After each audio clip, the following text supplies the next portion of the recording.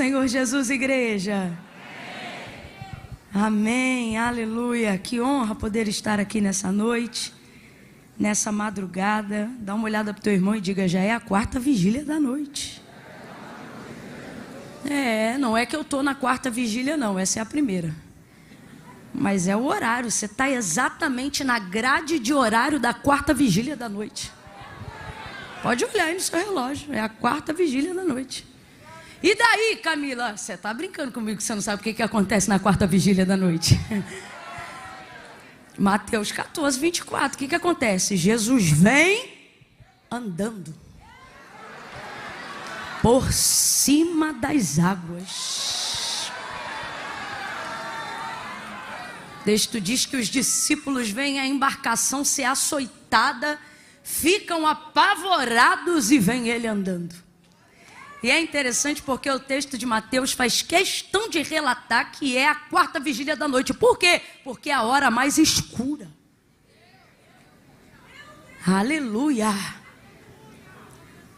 Deus trouxe gente hoje aqui, exatamente nesse horário da madrugada, para dizer, dentre tantas coisas que ele já tem falado, uma delas é essa: ele está lhe dizendo, nesse momento que você considera mais escuro, é nessa hora que eu venho andando sobre aquilo que te açoita, que eu venho andando sobre aquilo que quer te surrar, que eu venho andando sobre aquilo que quer te envergonhar, eu venho andando sobre aquilo que te humilha, eu venho andando sobre aquilo que zomba de ti. Olha como Jesus vem andando. Quem são as ondas? As ondas açoitam a embarcação. As ondas fazem os discípulos que deveriam manifestar fé manifestarem timidez, incredulidade. Elas tentam extrair o pior deles. E agora vem Jesus andando sobre o mar. Vem Jesus andando sobre as ondas. Perceba que é um episódio diferente daquele outro momento da tempestade, quando Jesus estava dormindo no barco e disse: mar, aquieta-te, vento, acalma-te, né? E aí eles ficaram espantados, dizendo: quem é este que até o vento e o mar lhe obedecem? Não é esse episódio que acontece na quarta vigília da noite. Na quarta vigília da noite, o episódio que ocorre não é esse. É aquele que Jesus vem andando sobre as águas, e as águas não param de movimentar, e o vento não para de soprar, e Jesus continua andando, continua andando, continua andando. Eu não sei se você está entendendo, mas nesta noite Deus está dizendo para você nessa madrugada, que ainda que seu telefone não tenha tocado, ainda que você não tenha visto a sua realidade ser alterada imediatamente, ainda que você não tenha recebido a cura completa da enfermidade que tem assolado seu corpo, o Senhor te trouxe aqui nesta madrugada, e você também que está em casa, e Ele está dizendo: existem momentos que eu não preciso açoitar a onda, parar o vento, porque eu vou te fazer caminhar enquanto eles açoitam a embarcação, para te provar, aleluia, que eu não preciso estacionar as coisas para você glorificar o meu nome. Enquanto muitos estão distraídos dizendo: é um fantasma, Pedro vai dizer: se és tu mesmo, manda-me ter contigo sobre as águas. Eu acho maravilhoso porque ele não diz: se és tu mesmo, manda parar a tempestade, se és tu mesmo, manda aquietar o vento, se és tu mesmo, acalma esta embarcação. Não, ele diz: se és tu mesmo, me leva para andar por cima de tudo isso junto contigo. Se és tu mesmo, aleluia. Olha para quem está do teu lado e diga: está nessa hora.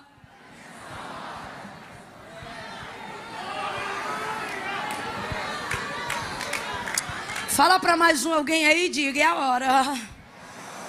É a hora. É a hora o quê, Camila? Que o vento para? Não.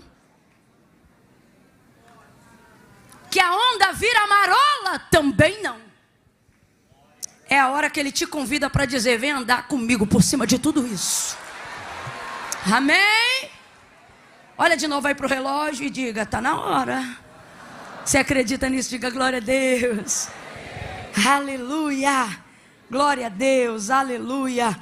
Deus abençoe pastor Silas, pastor Elisete. Quero louvar a Deus pela vida do meu amigo pastor Eliel. Muito obrigada, pastor Eliel. Já chorei tanto nessa vigília, tanto que eu falei: Deus me livra de sair daqui no soro, de tanto que eu já desidratei. Meu Deus do céu. Quantos aqui já receberam muito, muito, muito de Deus? Digam aleluia. Meu Jesus amado. Vigília é algo muito interessante de se romper, de se observar, né? Hora vem o sono, hora vem o poder. Aí tu vem de novo, volta, é um mistério. Vigília é um mistério. Glória a Deus. Quero louvar a Deus também hoje pela vida do pastor Clésio. Gente, como Deus usou pastor Clésio. Meu Jesus, olha, quando Deus usava pastor Clésio, primeiro eu recebi muito, chorei muito. Falei, meu Deus, o que? Apanhei muito, meu Jesus amado. Está de pé, mas está distante. Falei, Jesus. Falei, Miquel, isso aí foi para mim. Miquel estava ali do meu lado. Ele disse, não, foi para mim. Falei, então lascou. É para nós dois. E aí eu disse, Deus, é isso aí. Eu estou me sentindo como Ele está falando. E chorando ali, pedindo perdão ao Senhor por todos os meus pecados. A lista é grande. E aí eu disse, Senhor, eu não quero precisar cair para ver que eu fiquei distante. Mas me traz, né? Como Deus te usou, pastor Clésio. Eu estou chocada até agora. Aí depois que a consciência, né, ficou ali estável, eu fui tentada por uma obra de engano. Algo me dizia, algo que não era de Deus, claro. Dizia assim, como é que você vai pregar agora? Finge um desmaio. Algo me dizia assim, finge um arrebatamento de sentido, ninguém vai perceber. Eu cheguei a dar uma quicada assim, ó. Mas aí logo em seguida veio o pastor Eliel. E ele dizia assim, vai terminar bem. Aí eu voltava. Aí eu lembrava de como, aí eu dizia, eu acho que eu não vou dar. Ele diz, vai terminar bem. Eu dizia, eu preciso crer. E eu segurei até o final e vou crer que nessa noite ainda vou dizer, Ebenezer. Até aqui nos ajudou o Senhor. João, capítulo de número 19. Aleluia, glória a Deus. Glória a Deus. Pastor Felipe, hoje sua presença aqui me fez lembrar a travessia da Macedônia. Veio ter conosco. Que honra. Glória a Deus. Evangelho de Jesus, segundo escreveu João, capítulo 19. Tanta gente boa, tanta gente de Deus aqui, meu Jesus amado. Oh, glória a Deus. Deus abençoe, pastora Késia. Oh, Jesus amado. Deixa eu ver se eu consigo lembrar de todo mundo, gente. Deus abençoe, Martinha. Gente, Martinha é tão usada por Deus que até quando ela cala a boca, Deus continua falando. Falei, Deus, eu queria ser usada igual Marta. Marta canta, a unção desce. Marta cala a boca, a unção continua descendo. Se eu calar a boca, ficar todo mundo me olhando. É uma luta. É uma unção que Deus te deu, uma graça que Deus te deu, Marta. Olha lá, e dê essa finura. Parece o cajado que Moisés usou. Cheinha, isso tira água da rocha, isso abre mar. Essa mulher é cheia de Deus. Eu te amo, Marta. Glória a Deus. Pastor Cleiton, toda... É disco praise, é? Eles são chiques, é? Deus abençoe. Você acabou com a minha vida hoje. Meu Jesus amado. Glória a Deus. Tantos amigos. Pastor Alessandro. Povo de Cabo Sul. Mas quem, gente? O Ministério de Louvor da igreja arrebentou. Meu Deus. Tiago, tu tá crente a beça hoje? Meu Jesus amado. Falei todo mundo, gente. Gislaine, Milena. Pastora Midian Lima. Samuel Messias. Esse é o teu... Se tudo falhar, eu te chamo. Vai dar tudo certo. Quem achou, diga amém. Diz assim, verso 24.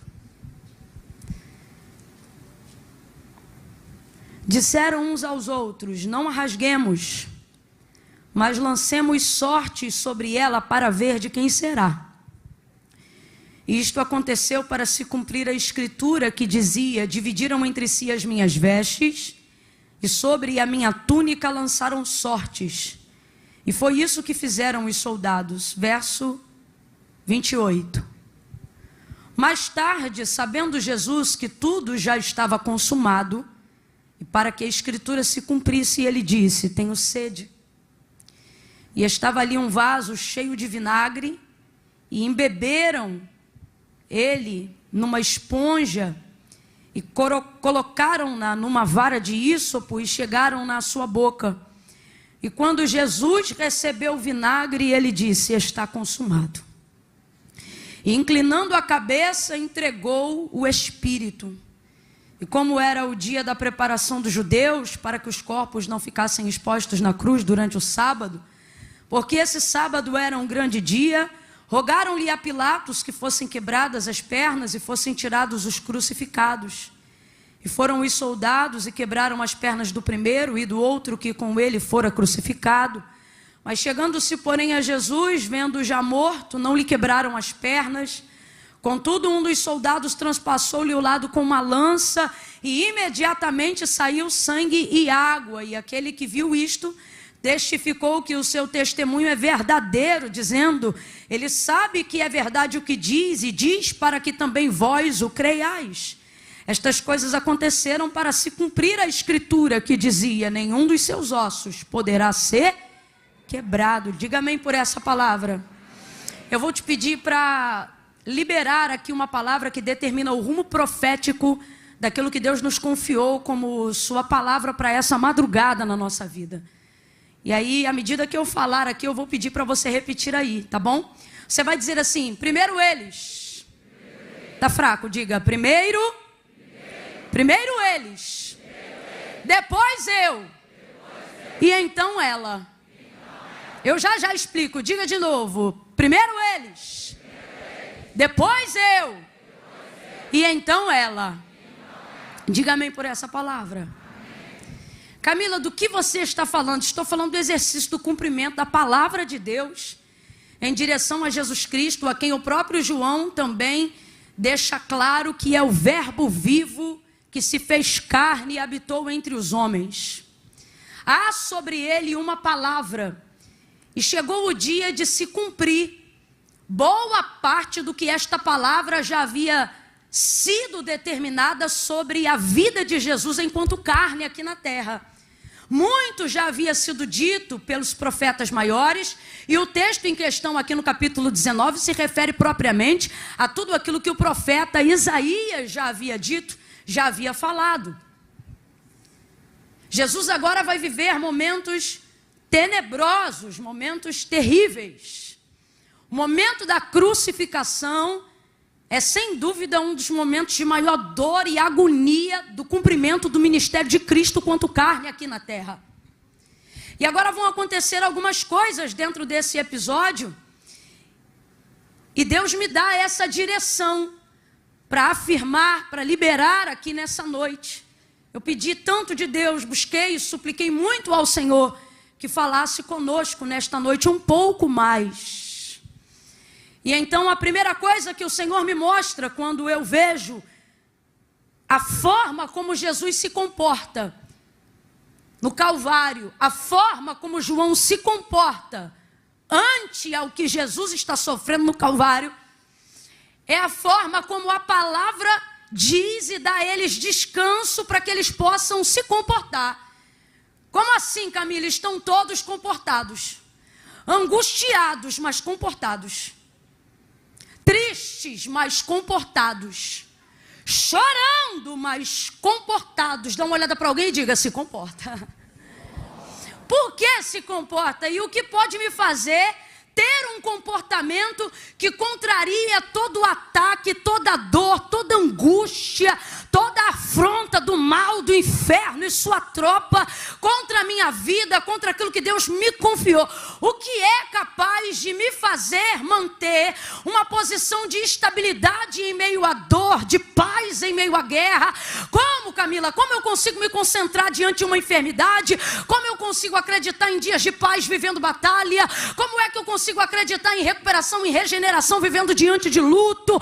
Como é que eu falo de vida depois de fechar a tampa do caixão? Como é que eu falo de renovo depois de me sentir frio? Como é que eu falo de erguer depois de ter caído? Como é que eu posso ter um comportamento que combina com a palavra de Deus quando parece que tudo que eu estou vivendo na verdade é contrário, ou aparentemente veementemente contrário a tudo aquilo que Deus liberou sobre a minha vida. A primeira coisa que você precisa ter consciência plena é de fato e de verdade o que Deus falou a seu respeito.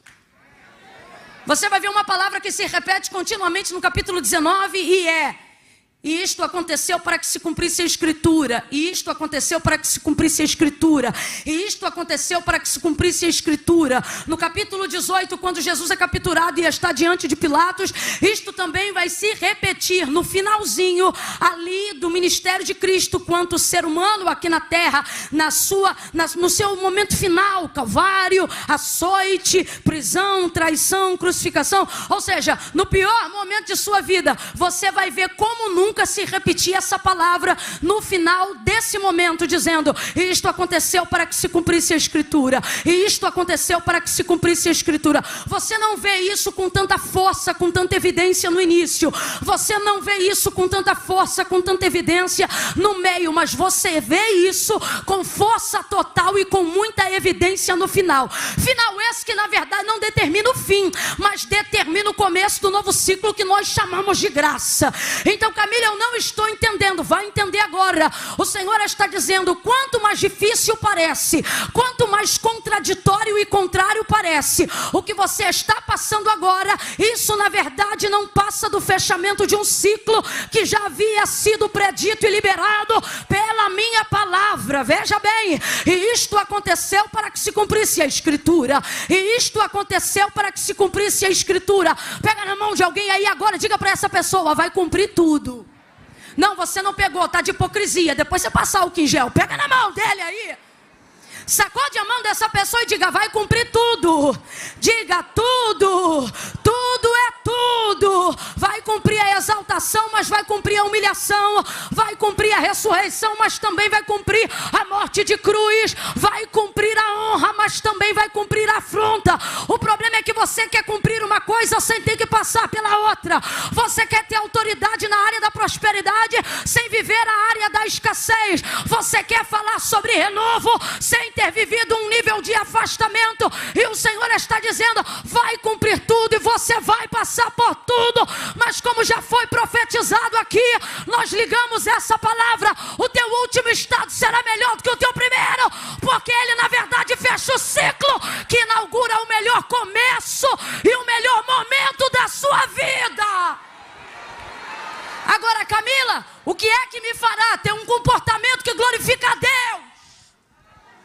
Porque você tem que entender isso aqui, não só biblicamente, mas também humanamente. Maria, por exemplo, está chorando a perda de um filho e não de um Deus. Está arrasada. Rapaz, ela chora tanto, tanto, tanto.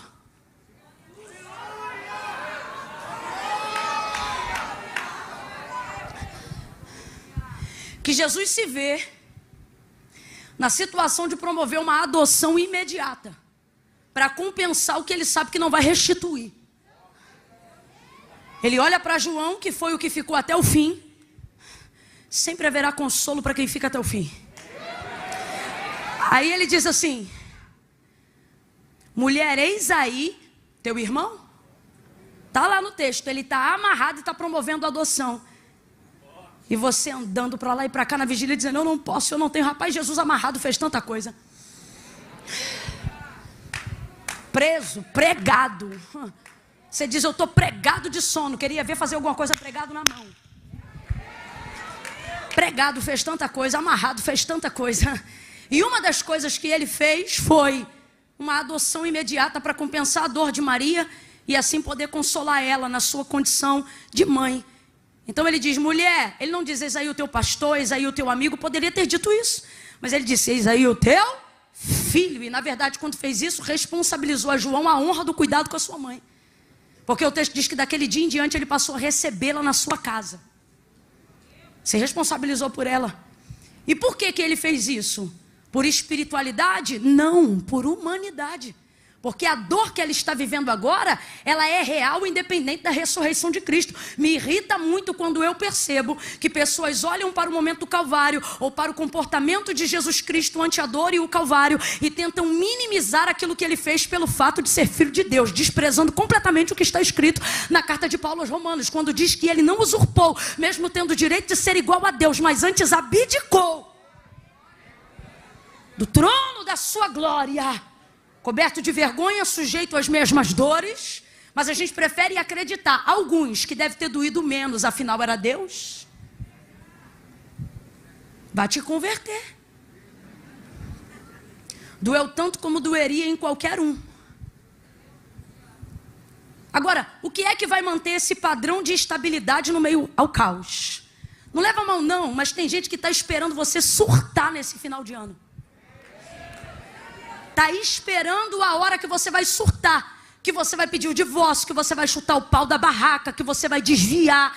Gente que está vendo que a instauração do aparente caos à sua volta, mesmo antes, a toda a sua fidelidade, a sua lealdade, ao seu comprometimento com o reino de Deus, é tão grande que a pessoa olha para você numa situação como essa e diz, não tem como, vai surtar, vai murmurar, vai desviar, vai largar tudo, vai pular carnaval, vai se arrebentar todinho, porque não tem como. Mas o que protege a sua sanidade mental? A mesma coisa que está escrita ali. O que? A consciência de que tem uma palavra sobre a tua vida, uma palavra que se mantém quando a dívida está também, uma palavra que se mantém quando o boleto é pago ou não, uma palavra que continua lá mesmo quando a Light manda a carta com aviso de corte, uma palavra que não vai embora só porque o câncer entrou por uma porta, uma palavra que não se destitui da sua vida, da sua hereditariedade, da sua casa, só porque o seu filho se desviou da presença de Deus. Deus está dizendo a alguém hoje aqui, e o que ele está afirmando é, se tu tiveres consciência e se lembrar de qual foi a palavra que eu liberei a teu respeito, aonde todo mundo espera surto, haverá comportamento, haverá equilíbrio, haverá estabilidade. Eu estou pregando aqui e estou vendo uma palavra escrita em letras garrafais: estabilidade.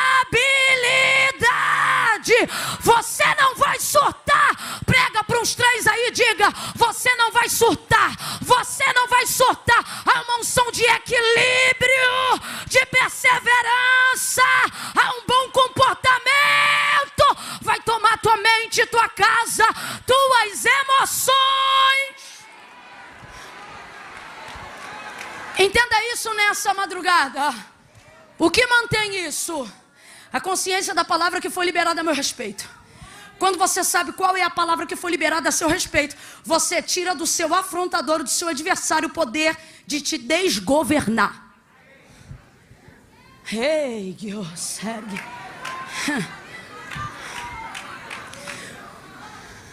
A hora da tua vulnerabilidade é a hora que o inimigo mais te afronta. Porque é a hora onde tudo está propício para você surtar, para você xingar, para você bater, para você tomar satisfação, para você ir na casa, para você virar para quem é refém, de quem falou mal de ti e dizer: deixa eu te contar a minha parte da história também. É complicado. É complicado. Só que quando há de Deus uma palavra sobre a sua vida, você tem que manter o comportamento. Aí você vê gente pegando tua túnica, que era tua, pensando em lançar sorte, outra em rasgar. Pessoas decidindo coisas da sua vida, cuja área era sua. E alguém diz: vende, troca, tira dali, bota dali. Como se elas tivessem o governo da sua vida. A vontade é descer da cruz. Só que o texto é claro. Tudo isto está acontecendo para que se cumpra a palavra. E quando você sabe qual é a palavra, teu inimigo não é teu opositor, é teu funcionário. E qual é a palavra que está sobre Jesus? A palavra de Isaías, que dizia que esta túnica seria parte dividida e a outra parte lançariam sorte sobre ela. E o texto diz que é isso que estão fazendo os soldados. Agora vamos para as pessoas que estão ao nosso lado, olhando o nosso comportamento. Se você manter o comportamento, elas também manterão o comportamento. Por que João mantém o comportamento? Por que você vê Jesus como ovelha muda, passando por tudo isso e não tomando nenhuma atitude desesperada? Camila, mas ele era o Filho de Deus. Era o Filho de Deus, mas estava tão angustiado quanto qualquer ser humano. A oração dele do Getsemane revela isso, gente. Antes de dizer, Pai, seja feita a tua vontade, primeiro ele disse, se possível for, passa. Oh, pelo amor de Deus. Só que o que faz ele manter e o que faz com que todos mantenham esse comportamento? A lembrança da palavra. Veja bem, o cenário é catastrófico. E daqui a pouco você vê um João que poderia se desesperar como Maria está agora, envolvida pelo sentimento, envolvida pela emoção, envolvida pela maternidade. Mas João vai segurar a onda. Por quê? Enquanto todo mundo vê caos, de repente ele começa a ver como se o profeta Isaías estivesse andando no Calvário. Por quê? Porque todo judeu, a partir dos 7 anos de idade, ele tem de cor as profecias messiânicas. E entre as coisas que se referem àquele Cristo que virá, que é este, que está diante de nós em João 19, João tem de cor como seria o processo da crucificação, porque já havia sido predito pela boca de Isaías. Então, ao invés de se desesperar, ao invés de surtar, ao invés de pegar um pau e arrebentar, ao invés de fazer como Pedro, puxar uma espada e cortar a orelha de alguém, ao invés de fazer como qualquer outro que fugiu, se escondeu, ele segura a onda. Eu não sei exatamente para quem, mas Deus trouxe gente hoje aqui e Ele está dizendo, segura a onda. Você sabe qual é a palavra, sabe o que Deus falou? Então mantenha o comportamento de alguém que tem consciência de qual foi a palavra liberada sobre a tua vida, sobre o teu ministério, sobre a tua casa, sobre a tua família. Então, ao invés de dar lugar para a emoção, Ele dá lugar para a consciência. Ao invés de dar lugar para a emoção, ele dá lugar para a lembrança. E ao invés de só ver dor, agonia e desespero, ele começa a ver a palavra em movimento. Mas Camila, estão zombando de Jesus, o seu corpo está seminu no Calvário. Como é que alguém mantém o controle de tal emoção? É a palavra que tudo governa. É aquela hora que Davi, quando vê que suas emoções estão querendo aflorar o entendimento do seu espírito, e ao invés de dar lugar a elas, ele diz, por que te perturba a minha alma? Te aquieta dentro de mim. Quem conhece esse salmo? Espera em Deus, pois ainda o louvarei. Na parte que diz que tudo se cumprirá, quando a parte ruim começa, ela só antecipa a parte boa que vai chegar. Deus trouxe gente hoje aqui e Ele está dizendo, ao invés de discutir com o cenário, manda a alma ficar quieta. Ao invés de ir para Facebook e dizer, se sentindo triste, fala para a alma, você não é boa compositora em dias de dor, segura a tua onda. E aí, quem vai governar? O Espírito, porque ele está de posse de uma palavra que coloca tudo no lugar. O que foi que Deus falou? Deus está suscitando a memória da sua fé nesta madrugada. Você não está acordado até agora porque perdeu o sono. Você está acordado até agora porque Deus quer trazer a memória da tua fé. E Ele está dizendo, lembra-te de qual é a palavra que rege a tua vida.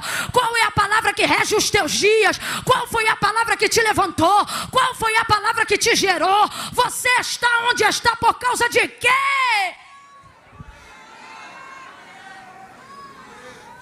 Hoje, enquanto o pastor cantava sobre o favor de Deus, eu dizia, Senhor, sempre foi assim mesmo. Estamos onde estamos por causa do teu favor. E os soldados que se opõem e se aproveitam do seu momento de vulnerabilidade, porque querem te tirar do tino. Rapaz, tem comentário que você vê que você não pode escrever não. Alguém diz, mas é indireta. Não é indireta não, é direta mesmo, só não tem teu nome.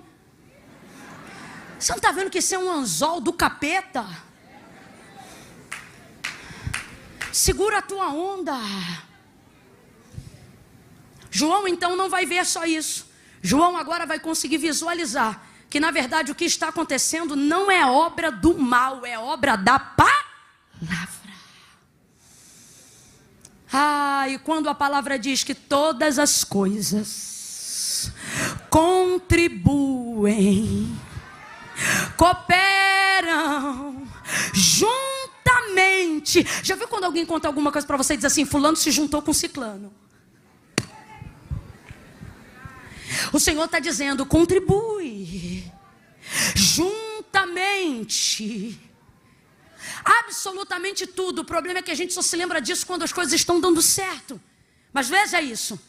Porque todas as coisas contribuem, cooperam juntamente para o bem daqueles que amam a Deus.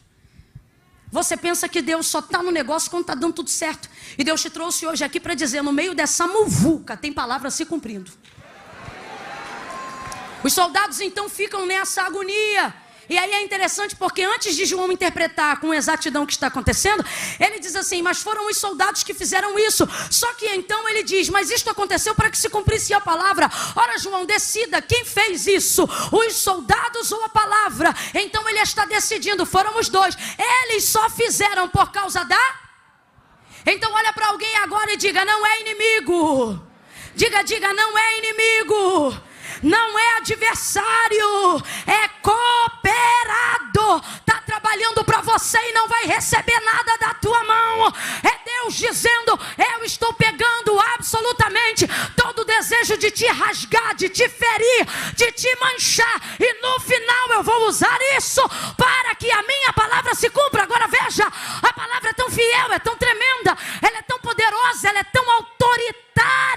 Ela tem todo o poder em suas mãos, que aquilo que eles consideram que são eles que estão fazendo, na verdade estão em obediência ao comando que Deus já havia dado pelo poder da sua palavra. Deus trouxe gente hoje aqui para dizer, sabe o que? Não é afronta, é comando. Não é perseguição, é comando. Não é inimigo, é funcionário. Pelo amor de Deus, gente. Será que então você não começa a entender com mais clareza o que de verdade significa quando Jesus diz assim, Pai, perdoa-lhes? Quem lembra? Lembra?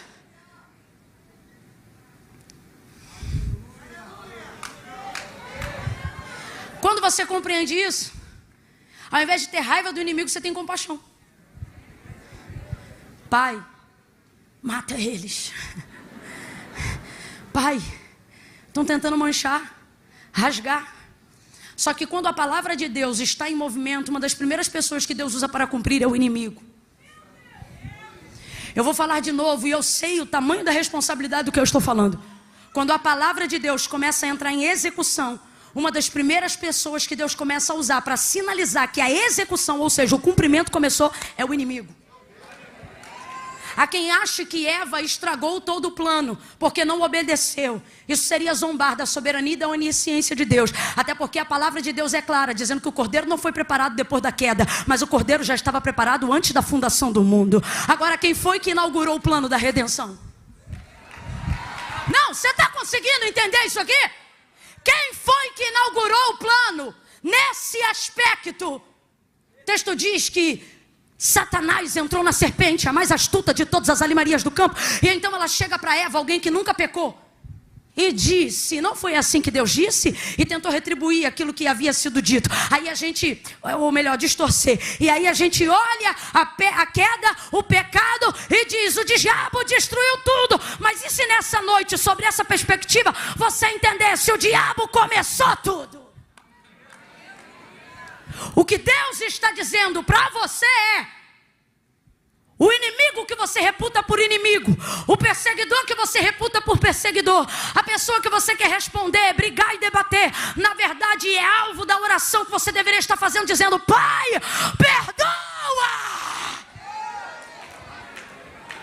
Porque essa pessoa de verdade não sabe como ela tem sido usada para cumprir com originalidade o plano que a tua palavra já havia liberado sobre a minha vida, sobre a minha casa. Então, ao invés de nesta noite, ainda antes da vigília acabar, você dizer, Pai, mata, comece a dizer, Pai, perdoa, perdoa, perdoa. Pai, perdoa, perdoa, perdoa. Por quê? Na verdade, eles não estão me destruindo, eles estão inaugurando o plano que o Senhor já havia desenhado para mim. Então, um dos primeiros sinais é eles começarem a cumprir. Agora, você só vai começar a ver isso se começar a discernir qual é a palavra que está sobre a sua vida. Porque senão você vai levar para o pessoal. Olha para alguém aí agora e diga: sai do pessoal. Sai do pessoal. Vai para o reino. Vai para a visão de Deus. Vai para aquilo que Deus liberou sobre a sua vida. Essa é a primeira coisa que nós vemos, não só Jesus, mas também João fazer no Calvário, a despeito de todo cenário de dor. Se você for para o pessoal, você só vai ver dor. Se você for para o espiritual, vai ver a palavra se cumprindo, mesmo quando está doendo. Eu vou falar de novo. Se você for só para o pessoal, só vai ter dor. Mas se você entrar no pessoal, discernindo o espiritual, você não vai ver só dor, vai ver cumprimento em meio à dor, cumprimento em meio à angústia, propósito em meio ao processo. Então você não vai quebrar pau nesse Natal. Não vai ligar para ninguém para pedir satisfação. Não vai fazer acariação de nada. Catuca 2 aí, diga: se comporta. Se comporta. Porque o outro pode não saber o que há sobre ele, mas você sabe qual é a palavra que Deus liberou para você. Então viva de forma coerente com aquilo que Deus falou. Segunda coisa que vai acontecer, e aí agora já não é sobre eles, é sobre Jesus. Lembra, nós falamos aqui 3 coisas. Primeiro eles cumprem, depois eu cumpro. Olha para alguém e diga: chegou a tua hora. Que hora é essa, gente? É a hora que você vai cumprir. Por quê? Assim como João já testemunhou, Jesus é o verbo vivo, o próprio testemunho. Então todo mundo aqui sabe que tudo que está acontecendo nesse episódio, na verdade não é para afronta, não é para humilhação, não é para destruição, é apenas para que a palavra se cumpra. Dentro desse contexto, Jesus já sabe o que falta acontecer. Então pensa na situação de alguém que já apanhou, já foi açoitado, está sem beber água, corpo nu, pregado na mão, amarrado e pregado nos pés, está doendo de tudo que é lado, ele está em situação de aperto. E ele percebe que só falta uma coisa para poder entregar o seu espírito. Porque na verdade a morte não lhe toma. O que foi que ele disse a Pilatos? A minha vida ninguém toma, a minha vida eu a dou. Rapaz, quando você sabe qual é a palavra que Deus liberou sobre a tua vida, até na hora da tua renúncia, você cronometra. Ninguém vai te obrigar a ficar em um lugar quando você tem palavra. Você sabe a hora que você entra e sabe a hora que você... E ainda é bendito quando entra e bendito quando sai. Jesus sabe, ele entrega, ele diz: olha, a minha vida ninguém toma não. A minha vida eu a dou. Tudo isso porque ele sabe qual é a palavra que tem sobre ele. Então, entenda isso. Quando ele percebe que tudo já está pronto, ele vai dizer: já está consumado, só falta uma coisa. Ou seja, tudo o que tinha para acontecer, eu vi acontecer, eu esperei acontecer, deixei eles falarem, deixei eles baterem, deixei cuspir. É bem verdade que quando todas essas coisas acontecem, a impressão que a gente tem é que está tudo sem controle, mas na verdade tudo está no mais absoluto controle. E aí quando ele vê que tudo que já tinha para acontecer, aconteceu, ele vê que só falta uma coisa, porque tem que cumprir tudo. Completa aí, igreja, tem que cumprir? Tem que cumprir? Não queime etapa não. Passa de uma vez só, para você não ter que ficar voltando e repetindo o processo. Quando ele vê que só falta uma coisa, o que é que falta? Falta beber o vinagre.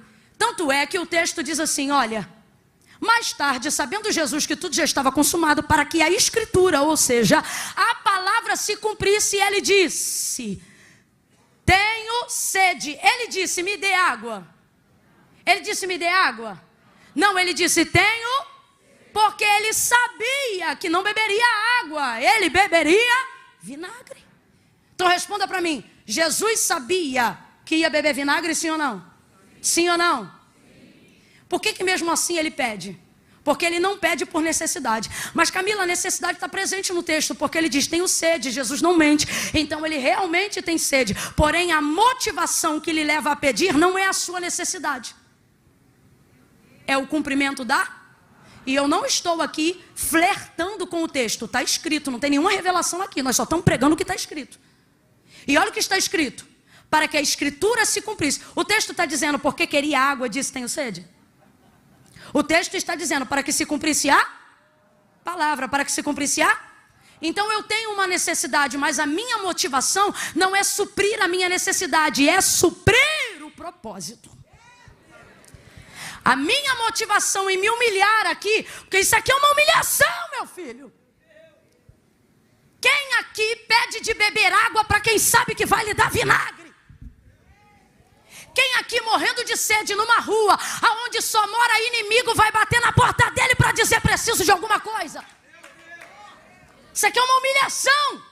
E Jesus vai passar por ela com rigor. Só que a motivação que dá a ele força para pedir não é a necessidade de beber, é a necessidade de cumprir. Quando você sabe qual é a palavra que Deus liberou sobre a sua vida, humilhação não é problema, é meio. É caminho. Escute isso. Para que se cumprisse a palavra. Ele disse, eu tenho sede. Porque não disse me dá água, sabia que iam dar vinagre.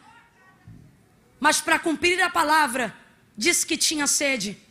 Porque sabia o que iam dar para ele. E mesmo assim ele completa aí. E mesmo assim ele abre a boca. E mesmo assim ele, como diz pastor Eliel, são os acordados. E mesmo assim ele pediu. Aí você pensa assim, isso é muita humilhação. Aí Jesus está dizendo assim, o que você passou até aqui foi muito pior. Diz para mim, o que é pior? Beber vinagre ou tomar um açoite de 40 chibatadas nas costas? Diga para mim, o que é pior? Ser açoitado ou beber vinagre? O vinagre não vai ser colocado não, ele só vai beber à medida que tem necessidade, só vai provar. Na verdade não vai beber, vai provar. Então vamos lá, o que é pior? Tomar uma surra ou provar vinagre? Rapaz, estou falando surra que tira sangue, pedaço de pele, flagelo. O que é pior? Tomar uma coça ou provar vinagre? Tu prova vinagre até para emagrecer? Então vou perguntar de novo. O que é pior? Tomar uma surra ou provar vinagre? Receber uma cusparada na cara ou provar vinagre? Ser esbofeteado ou provar vinagre? Coroa de espinho que fura a cabeça ou vinagre? De todas as opções, de tudo que Jesus passou até aqui, vinagre é a menor de todas. Quem está entendendo? Quem está entendendo? Aí eu me lembro de vovó Zilda, falecida. Ela dizia assim, o que é um ralado para quem já está todo quebrado? Você sabe que o ditado não é esse, mas eu não vou falar isso aqui. Estou aqui trazendo uma analogia mais elegante para você entender. Imagine uma perna toda quebrada. Fêmur quebrado, rótula quebrada, tornozelo quebrado. Dói ou não dói? Imagine aí, fratura exposta. Osso rasgando a carne. Dói ou não dói? O que é um ralado em cima de uma perna que está com fratura exposta? Fala para mim. Nada. Aí Deus está dizendo, você fez o muito, mas está parado no processo porque não aguenta fazer o pouco. Porque tu aguenta passar processo de dívida, tu aguenta passar luta de enfermidade, mas meter humilhação você diz, isso eu não peço. Lá eu não piso, com fulano eu não falo. Só que Jesus está parado num processo, aonde ele sabe que só falta provar vinagre. Para quê? Para ser livre. Último passo que antecipa os 3 dias, que vai trazer a ressurreição. Deus está dizendo, você está parado, para nós que estamos aqui, num processo onde você fez coisas mais graves, fez coisas mais fortes, fez coisas piores, mas para não ter que liberar perdão para quem te feriu, você diz, isso não. Corta na carne, você aguenta. Corta no corpo, você aguenta. Corta no físico, você aguenta. Mas quando corta no teu orgulho, tu prefere ficar pregado no madeiro. Lá eu não piso. Com fulano eu não falo. Por quê? Se o vinagre é mais simples. Porque o problema não é o gosto que você sente amargo na boca, é a humilhação que você não aceita passar. Só que assim como dizia a vovó Zilda, parafraseando para ficar mais elegante, Deus está dizendo para alguém aqui, já te vi se quebrar todo, agora por causa de um ralado tu não vai fechar o processo? Porventura você se esqueceu de qual foi a palavra que eu liberei sobre a tua vida? Deus trouxe gente hoje aqui para dizer: por que tu aguenta fazer o muito e não aguenta fazer o pouco? Aguentou surra, mas não aguenta provar vinagre. Deus está falando comigo aqui que teve gente que aguentou fome, necessidade básica humana, mas não aguenta fazer o pouco. Aí você diz acerca do ofensor, de quem vai lhe dar o vinagre. Podem acontecer duas coisas quando você pede perdão a alguém. Ou seja, quando você se libera de um processo, ou libera alguém de um processo. Porque é isso que Jesus está fazendo, liberando ele, liberando todo mundo. Você tem que entender que quando você sabe qual é a palavra que está sobre a sua vida, você tem a chave que fecha e abre a porta da situação que você está. Ah, Camila, mas se quem me feriu foi o outro, ele que veio a pedir perdão. E o Senhor está dizendo: do errado eu não espero nada, mas de você que tem uma palavra, eu esperava uma atitude mais coerente. Catuca alguém aí e diga: prova logo esse vinagre. Prova logo esse vinagre. Beija quem tiver que beijar, abraça quem tiver que abraçar, despede quem tiver que despedir. Deus trouxe gente hoje aqui e Ele está dizendo: sai desse processo. Quando você sabe qual é a palavra, você recebe autonomia para acelerar e ser liberado do processo. Ele prova o vinagre. Ministério de Louvor pode subir aqui rapidinho para me ajudar a fechar? Rapidinho. Rapidinho. Gente, qual é a parte do rapidinho? Que vocês não estão entendendo. Tá bom então, não tem pressa não.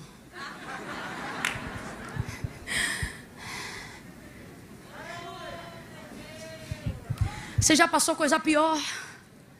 Está preso nesse processo por causa disso? Deus está dizendo: até o momento que eu cumpra completamente e inaugure um novo ciclo na sua vida, você vai ter que ver eles cumprirem, mas depois você precisa se posicionar para cumprir. Escute isso: qualquer outra pessoa poderia ter cumprido aquilo que Jesus falou? Poderia, só que é Ele que está no processo. Quando você sabe que você está no processo, você não espera que os outros façam o que você sabe que pode fazer. Não espere ninguém chegar para fazer nada daquilo que você já sabe que tem autoridade para fazer. Tendo dito isso, o texto diz que ele entregou o seu espírito e ele foi liberado daquele momento, descansou daquele acontecimento. E aí o texto diz que agora já morto. Completa aí para mim, por favor, igreja. Essa é a parte que se cumpre o que diz o autor da carta aos Hebreus. A gente vai cantar no playback? Vai.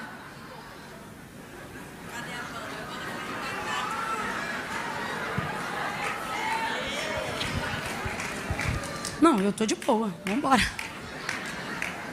Se é para cantar no playback, a gente canta também. A gente, no caso, eles. Amém. Glória a Deus. Ele é livre daquele processo. Se você soubesse como uma história inicia e termina, você já saberia quando ela está em véspera de acabar, sim ou não? Quem aqui já leu o mesmo livro 2 vezes? Quem aqui já viu o mesmo filme 2 vezes?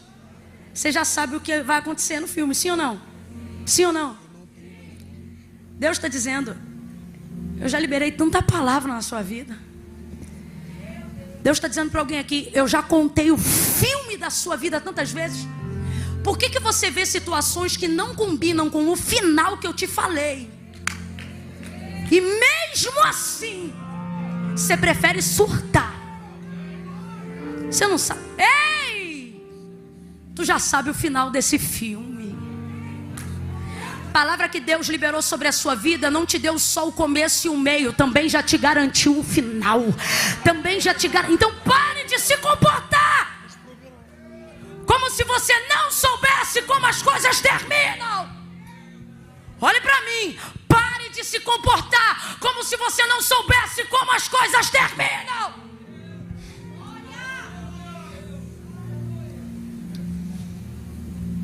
Morreu, entregou o espírito, descansou. Agora está morto. Morto não fala. Todo o processo de cumprimento de promessa na sua vida, em dado momento você vai ter que viver como se estivesse vai ouvir ameaças e não vai poder fazer? Sem poder de reação. Eu não estou dizendo literalmente que você vai morrer na carne, mas a palavra de Deus é fiel. Se vivo com Cristo, morro com Ele. E a verdade é que muitas vezes, para manter Cristo vivo em nós, a gente tem que ficar morto. Quem está entendendo, diga amém. Às vezes você está morando dentro de uma casa com poder de fala, mas tem que viver como se estivesse, para que Cristo continue vivendo nessa casa. Sim ou não? Então eu vou perguntar de novo. Morto fala, morto reage, morto se defende. Mas o texto diz que mesmo estando já ali morto, Jesus já estava. Então eles começam a dizer, amando do que os judeus haviam solicitado: tire os corpos, porque é grande o sábado. Então cada um pega um pedaço de pau na mão e vai arrebentar o joelho ou o artelho, para poder rasgar tudo, depender do madeira, e jogar na vala, porque crucificado não tem velório, não tem sepultamento. Aí o texto diz que vão fazer isso com o que estava ao lado dele, o primeiro. E a Bíblia diz que vão fazer isso com o outro. Ou seja, fazem com o que estava na direita, e o texto diz que fazem com o que estava na esquerda. Então diga para mim, estavam alinhados, sim ou não? Sim ou não? Porque senão não tinha ordem, seria aleatório. Mas não é aleatório. Então, o da direita é o ladrão, o outro é o zombador, e o do meio é Jesus. Dentro de uma ordem era natural. Depois do primeiro não veio o terceiro, depois do primeiro veio o... Mas ninguém arrebenta o segundo. Porque quando você tem de Deus uma palavra na sua vida, coisas fora de lógica começam a acontecer no cenário aonde você está. A primeira impressão que a gente tem, vamos fingir que a gente está morto, mas está vivo. Vamos começar a ouvir a conversa.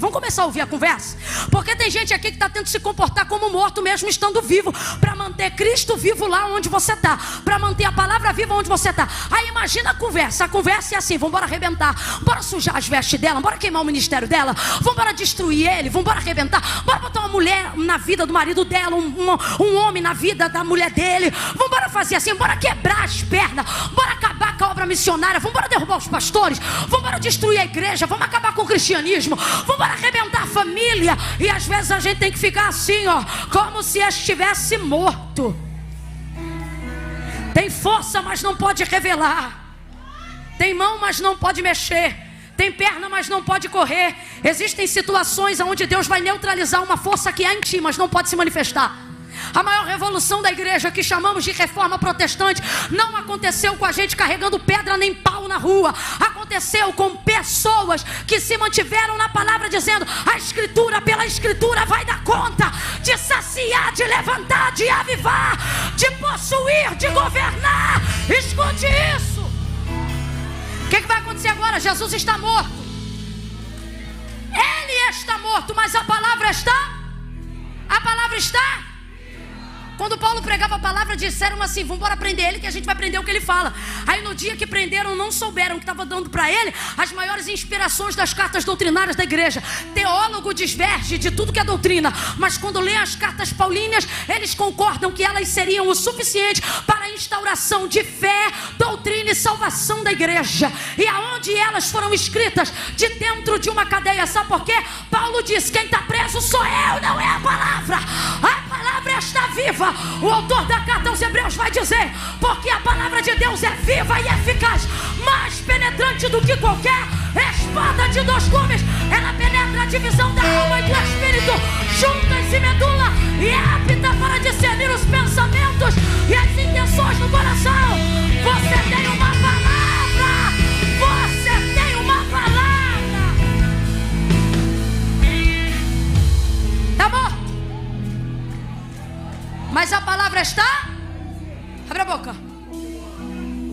Ele está, mas a palavra está. É nessa hora que tu vê quem manda em quem. O texto diz que ele está morto. E agora ninguém pode defender ninguém. Irmão, quando a palavra de Deus garante sobre ela, dizendo que ela é viva, não é poesia. Olha para mim. Para de achar que o que está escrito bonito ali é para revelar poesia. Abre essa mente. O que está escrito ali, antes de ser poesia, é verdade. E sabe o que diz? Viva. Pregadores, ao invés de dizer assim: Deus me usa na palavra, deveriam dizer assim: palavra, usa o pregador. De tão viva que ela é. Ele está morto, mas a palavra está viva. Ninguém pode defender. João está ali, mas não pode fazer nada. Aí o texto diz: ó, conversa. Olha a conversa. Você vai ouvir conversas que vão dizer no teu interior assim: vai para cima, se defende, pede gabinete, tira foto, faz dossiê, se protege, liga para fulano, cobre a retaguarda, tira satisfação com Beltrano. E o Senhor está dizendo: fica morto para manter Cristo vivo e a palavra em movimento. Fica quietinho, se comporta, segura a tua onda. Aí olha isso, tá ele morto. Arrebenta a perna do primeiro, pum. Arrebenta do terceiro. Ambos dependem do madeiro, vai para a vala.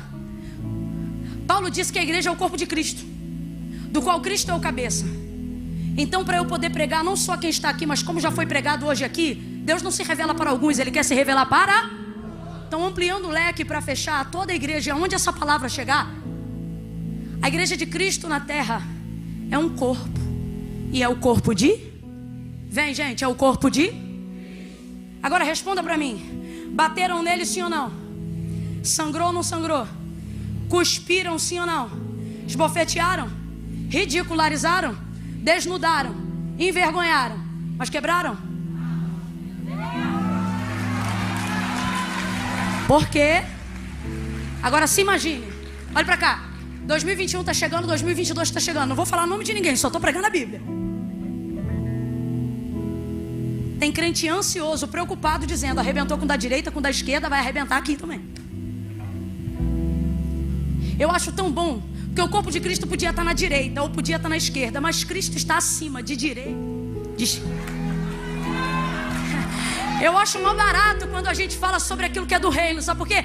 O que é do reino não pende nem para um lado nem para o outro. Eu me lembro quando Jesus manifestou a obra do reino em João Batista, dizendo que depois de sua morte fazia-se força para entrar no reino. Tipologia bíblica de João Batista para a apresentação do reino. Aí quando Jesus vai dar testemunho de João Batista, ele diz assim: o que vieste ver? Uma cana agitada pelo vento? O que é cana agitada pelo vento? Alguém que se envolve pela massa. Se a massa manda para a direita, vai para a direita. Se a massa manda para a esquerda, vai para a esquerda. Por quê? João Batista tinha tanta autoridade que pensavam que ele era a figura política que salvaria Israel do subjugo de Roma.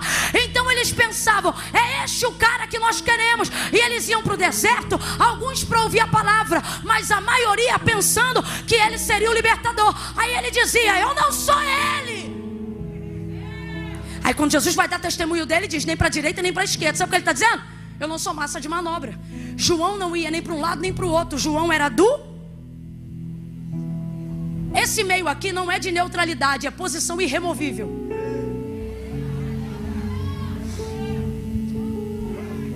Eu não estou falando de meio aqui para falar de neutro. Eu estou falando de meio para falar sobre o que não pode ser mexido. Pedra de esquina é pedra angular, pedra de quina. Tira a pedra de quina que eu quero ver. Cai a casa toda. Pedra do meio, viga principal da casa. Quem ainda está me ouvindo, diga amém. Agora eu não estou pregando para um nem dois, nem estou falando da tua vida pessoal, abre a mente. Irmãos, eu sei quando eu prego um sermão e sei quando Deus me toma pela profecia da palavra. E eu vou liberar algo agora, e a igreja que tem ouvidos ouça.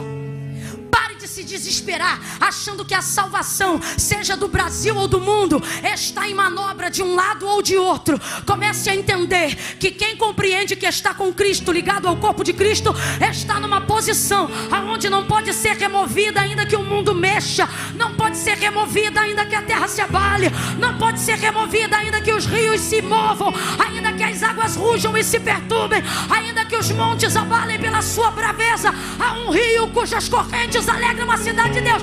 Diga pra mim aí: Deus está onde? Aonde? Aonde? No meio dela. Ele não será abalado, ela não será abalada. A igreja não vai ser quebrada. Ninguém quebra a igreja, ninguém quebra os princípios de Deus, ninguém quebra o corpo de Cristo. De pé como estamos, quem está sentado levanta.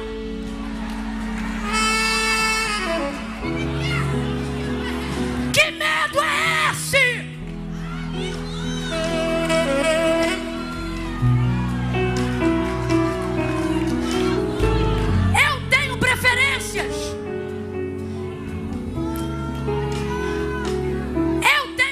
apenas sou um ser humano, sou cidadã. Eu não sou anjo, eu sou gente. Só que está na hora da igreja encontrar com quem Josué encontrou no dia de batalha. A igreja está vivendo dias de batalha, quando Josué estava em vésperas de batalha para tomar a posse. Ainda haviam inimigos na terra. E então ele saiu, deu uma passeada, uma volta. Aí ele encontrou um ser muito grande, parecia um homem, como se fosse um soldado. Aí o texto diz que imediatamente Josué mete a mão na bainha, na espada, e se prepara para tirar a espada, porque o exército é grande. Então ele não sabe se é dos dele ou se é dos contra ele. Rapaz, a coisa está tão tensa hoje que a gente já conversa com os outros assim, ó. Para com isso. Aí ele está assim, ó, porque a batalha faz isso com a gente. Aí ele segura a espada, o cabo da espada, e ele diz assim: ele pensa que é um homem, mas trata-se de um anjo. Eu acho demais, porque ele segura a espada e diz assim: tu és dos nossos ou contra nós? Aí o anjo diz: nem dos seus, nem dos dele.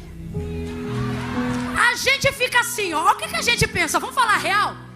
A gente pensa assim: se Josué luta com Deus, se Josué está na direção de Deus, esse anjo tinha que ter dito: sou dos seus, Josué, afinal vim para dar vitória a Israel, vim para dizer: santifica hoje, que amanhã o Senhor fará maravilhas no vosso. Ora, é óbvio que ele está do meu lado, mas eles não entram nessas questões. Tu és dos nossos, Josué, preparado para guerrear, ou dos dele? Aí o anjo diz: nem dos seus, nem dos dele. Eu sou do exército do Deus vivo. Sabe o que ele está dizendo? Eu não sou de um lado nem do outro. Eu venho de cima. Eu venho de cima. Igreja, com todo respeito, quando trata-se de Camila, eu tenho preferências, ou um lado ou outro. Mas quando se trata da igreja de Cristo, eu escolho ou aquele que está acima do legislativo, acima do executivo, acima do judiciário, acima de todos os homens. No ano em que morreu o rei Uzias, os tronos da terra estavam embaraçados. No ano em que morreu o rei Uzias, ninguém sabia quem iria governar.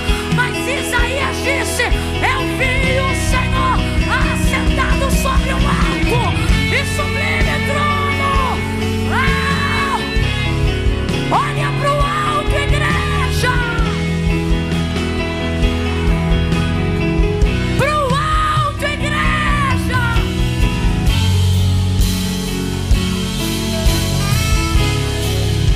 Mas eu vou te dizer como é que a igreja brasileira se sente hoje. Quanto igreja, a gente viu arrebentar um lado e outro. Porque, irmão, guerra arrebenta todo mundo. Arrebentou um lado, arrebentou o outro. E aí quando a gente tem que se manter nessa posição, que posição? A posição de quem, quando não tem mais ninguém, só espera a palavra. Essa é a posição de Jesus. Se Jesus quisesse, voltaria dos mortos imediatamente naquela hora, sim ou não? Sim ou não? Mas não voltou, porque tem que se cumprir a... Às vezes você sabe qual é o desfecho, mas não pode se mexer, porque tem que deixar a palavra crescer. Aí vamos lá, Jesus está aqui no meio e está morto. O da direita já arrebentou. O da esquerda arrebentado já está. Quando a gente está aqui no meio, sabe qual é a nossa sensação? Mano, se arrebentou o da direita e o da esquerda, quem é o próximo? Você pensa, se esse aqui caiu e esse também caiu, o que eu tenho de diferente dele se estou preso no mesmo lugar para não ser arrebentado também? Eu vou falar bem rasgado, que é para todo mundo entender. Camila, eu vi a igreja X fechar, vi a Y cair. Vai acontecer isso com a gente também?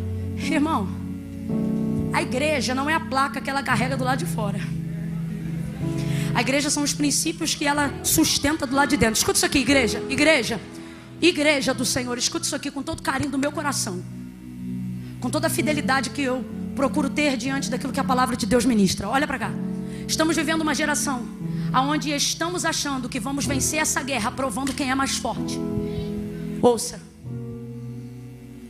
As maiores vitórias que a igreja venceu ao longo dos anos na terra, seja na Europa ou na América Latina, não foi mostrando que ela aguentava bater foi mostrando o quanto ela aguentava apanhar.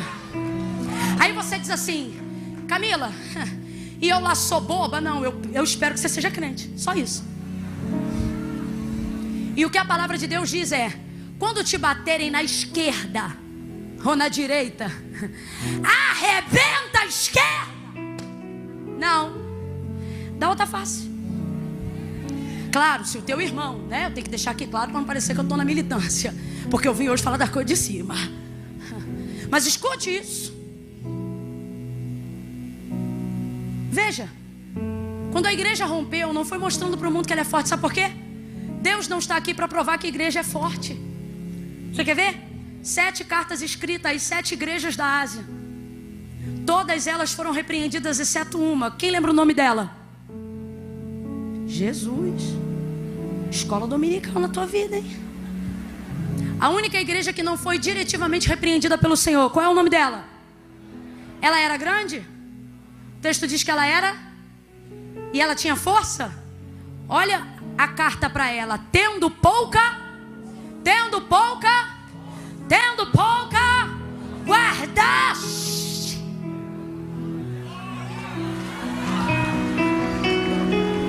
Guardaste o quê? O quê?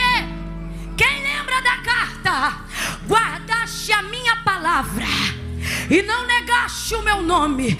Por isso eu também te guardarei quando vir a tentação que há de assolar não só a igreja, mas todo mundo. Então tem gente pensando: a igreja tem que ser forte, a igreja tem que arrebentar, a igreja tem que explodir, a igreja tem que orar, a igreja tem que jejuar, a igreja tem que descer a casa do oleiro, a igreja tem que conclamar o nome de Jesus, a igreja tem que adorar.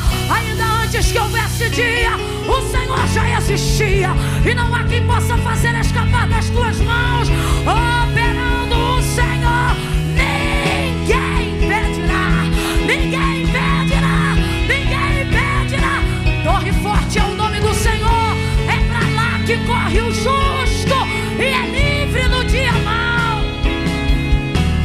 Volta pra Filadélfia, tendo pouca força, guardaste a minha palavra e não negaste o meu nome. Olha para mim. A igreja não é a força que o mundo precisa. Você quer saber na mão de quem está a força do mundo? Na mão do sistema corrompido. O mundo jaz em Cristo? O mundo jaz na igreja? Jaz, conhece esse verbo? O mundo jaz no... E a igreja está querendo competir. Já está com ele. Camila, o que a gente faz? Abandona? Não. Faz o que fomos chamados para fazer. Bater? Não. Resistir. Mas forte não é quem bate. Vê aí essas lutas aí. Vê se é quem chega arrebentando que ganha a luta no final. Vê quem é considerado lutador forte. Quem já viu o outro vencer porque golpeou mais, mas o outro ser mais aplaudido porque apanhou, mas não deixou o round cair. Eu não estou dizendo que a igreja termina arrebentada, mas o que eu estou dizendo é que a igreja não chegou até aqui batendo. E o que irrita todos os inimigos que se levantam é que não importa o quanto eles, a gente continua de... Pode vir César, pode vir Roma. Oh, não é o livro de história com E, é o livro de história com H, que aponta nos governos romanos, cristãos sendo queimados com cera quente no Coliseu, outros sendo rasgados por leões, e o governador relatando, dizendo: não mandei queimar, não mandei rasgar, e que som é esse que ouço de canções cristãs no Coliseu? Eles não sabem que vão morrer? Respondiam: eles sabem que vão morrer, só que eles cantam. E agora sou eu que estou falando. Sabe por quê? Porque eles conhecem o fim da história. Não termina com o leão rasgando,